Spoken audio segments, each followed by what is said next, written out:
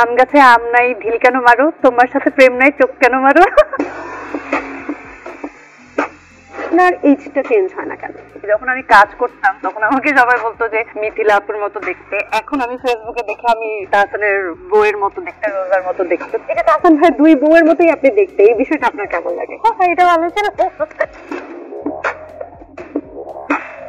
তোমার নাকটা আরেকটু চিকন হতো, দেখা যেত না তো, দেখেন একটা মানুষের মুখে নাক নাই, কেমন লাগবে? হ্যাঁ, তাও ঠিক।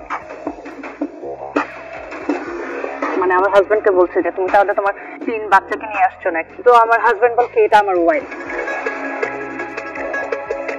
আহো বাতিজা আহো। মুরগি খায় ধান, চায় না আমার জান। কখনো কখনো অনেকে তাকে মেসেজ পাঠাই যে ভাই আপনি জিতছেন। বাটন ফোনের ক্রাশ, তখন বাটন ফোনই ছিল।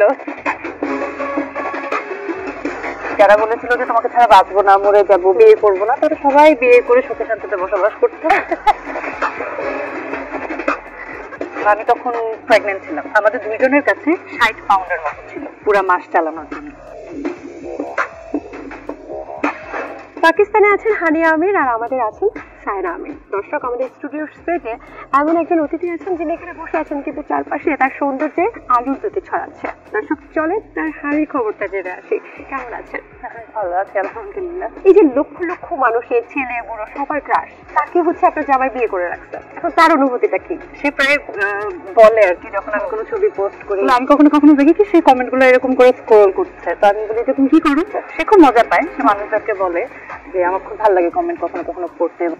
কখনো কখনো অনেকে তাকে মেসেজ পাঠায় যে ভাই আপনি জিতছেন, মানুষ আমাকে বলে যে মানুষজন আমাকে মেসেজ পাঠায় ভাই আপনি জিতছেন। আমি বলি হ্যাঁ তুমি জিতছো। হ্যাঁ, আপনি আপনার হাজবেন্ডকে বিয়ে করে যেতেননি? হ্যাঁ।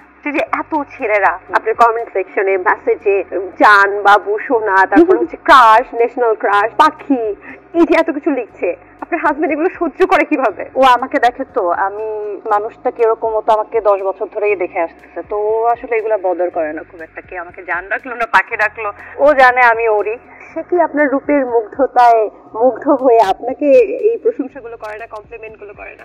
হাজবেন্ডরা করে না সহজে, হাজবেন্ডরা কিন্তু করে না। হাজবেন্ড ডিফারেন্ট, আপনি ন্যাশনাল ক্রাশ, কিন্তু আমি তো বউ, আমি তো টিপিক্যাল স্বামী, টিপিক্যাল বউ। আর প্রশংসা করে না, বাট যদি কোনোদিন আমার মেকআপ খারাপ হয় বা আমার কোনো গেট আপ কোনো দিক থেকে খারাপ হয়, তখন সে একটা কমেন্ট করবে, না মানে তোমাকে কিরকম যেন লাগতেছে।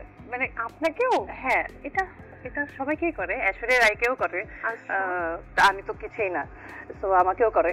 অতি সুন্দরী মানুষদেরও কি হাজবেন্ডকে ধরে রাখার জন্য আসলে কোনো কিছু করতে হয়? হ্যাঁ, করতে হয়। কেন? স্বামী তো চেহারা দিয়ে কতজন পানি খাবে, এটা তো হয় না। কেউ কি আপনাকে কখনো বলেছে যে মিথিলা আপুর সাথে আপনার চেহারা মিল আছে? একটা টাইমে বলতো, যখন আমি কাজ করতাম তখন আমাকে বলতো যে কিছুটা মিল আছে, এবং আমার ভালো লাগতো, মিথিলা আপু অনেক সুন্দর।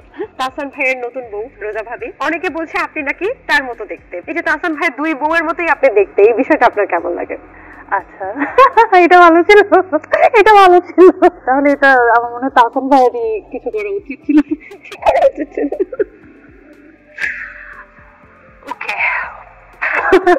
কিছুটা দেখতে, হ্যাঁ মানে শুনি। এখন আমিও একদিন না রাতে বেলা শুয়ে না আমি চিন্তা করতেছিলাম যে যখন আমি কাজ করতাম তখন আমাকে সবাই বলতো যে মিথিলা আপুর মতো দেখতে, এখন আমি ফেসবুকে দেখে আমি তাহসানের বউয়ের মতো দেখতে, রোজার মতো দেখতে, তাহলে কি তাহসান ভাই কি এই সিমিলার চেহারার মেয়েদেরকেই পছন্দ করে? মানে এখন যদি আমার তাহসান ভাইয়ের সাথে পরিচয় থাকতাম, জিজ্ঞাসা করতাম যে আপনি কি আর মানে সিমিলার টাইপেরই চেহারার মানুষজন আপনার পছন্দ হয়, একটু ডিফারেন্ট কথা ছিল না? তারা দুইজনই সুন্দরী। তাহসান ভাইয়ের সাথে যদি সিনেমার অফার পান, করবেন কিনা? আমার খুবই ব্যাড লাক আসলে। আমার তাহসান ভাইয়ের সাথে নাটকের অফার ছিল 2টা, যেটা করা হয় নাই আমার। সামহাও একটা কাজের মধ্যে আমি যেহেতু কমিটেড ছিলাম, সেহেতু কাজটা করা হয়নি। তো আমার খুব ইচ্ছা ছিল আসলে তাহসান ভাইয়ের সাথে কাজ করার। 2টা আফসোস আসলে আমার জীবনে থেকে যাবে কাজ করতে গিয়ে। এক হচ্ছে হুমায়ুন আহমেদ স্যারের কাজ করা হয় নাই, আর হচ্ছে তাহসান ভাইয়ের সাথে কাজ করা হয়নি। এই 2টা কাজ করলে হয়তো আমার ভালো লাগতো। যদি সিনেমার অফার পাই, করার চেষ্টা করবো। শাকিব খান যদি এখন আপনাকে নায়িকার অফার দেয়, নায়িকা হবেন? হ্যাঁ হবো, যদি ওইরকম স্ক্রিপ্ট থাকে, সুন্দর গল্প থাকে, আমার সাথে মানিয়ে যায়। আমার সাথে যদি না মানে আমি করবো না। আমি কেন করবো না, অবশ্যই করবো। এখনো তো নায়িকা হওয়ার প্রস্তাব আসে? হ্যাঁ, আমি প্রতিবার আসলে ট্রাই করি, যখনই আসি ততবারই চেষ্টা করি যে একটা কাজ করার, বাট আসলে হয়ে ওঠে না, কারণ আমার 2 বাচ্চাই ছোট থাকে। কিন্তু কোনোবারই আমি আসলে সময়ের সাথে মিলাতে পারি না।